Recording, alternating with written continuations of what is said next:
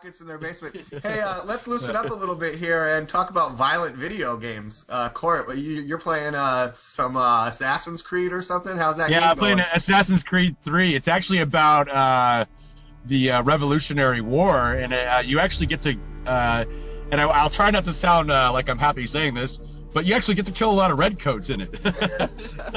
Yeah. And I just started the game. I haven't got too far into it, but the reason I like this series is because they include a lot of the real history. So they actually do try to inform some of these kids that are stuck up in their basement, eating their Hot Pockets, like myself. Which let me just say out there, since I did say that, and I kind of made a punch at people who play video games, calling them greasy fat people sitting in their basement eating Hot Pockets, playing video games for 20 hours a day. I'm not. If you play video games, like, I don't hate you. I don't like dislike you or think that you're pathetic. But if you sit around like previously stated, not showering with a greasy controller in your hand, sweaty in a dark basement with a Hot Pocket, yeah, I think you're pathetic in that. Yeah, and you got pit stains and you look like Jabba the Hutt. What about people reportedly dying from sleep deprivation and brain aneurysms playing these video games for so long? Well, you could get blood clots. If you don't move for a very long time, you can get blood clots as well, which cause that sutures and all types of things. So is that what happened to Hillary Clinton? She was playing too many violent video games? Man, she couldn't testify for Benghazi. That's what that was for. If you want to play video games, everybody plays video games. I got a tattoo of a video game somewhere on my body. You want to show us that on air? Should I show my video game tattoo? No. Can you guess what video game it is before I show it?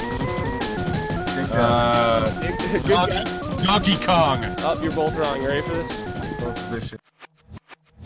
Oh, Mortal Kombat. I got the Mortal Kombat.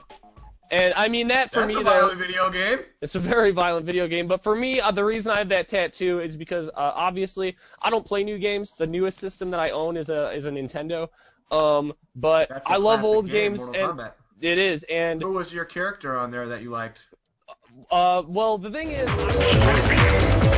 I wasn't somebody who played Mortal Kombat as much as you would expect for getting the tattoo. What that is it's representative of my first job. When I was 16, I was a cart boy at a grocery store, and me and all the other cart boys, we had Mortal Kombat names. Like we would play the Mortal Kombat soundtrack in the parking lot. We had a thing where if you just when you came into work, you could stand in the middle of the parking lot and scream out Mortal Kombat, and then everybody would yell their name. Yeah, and everybody would yell their name. I think that I was Sub-Zero. Sub-Zero. 白百合地物伝説はお前と共に死ぬのだ。お前と家族は来世で口を出てしまえ。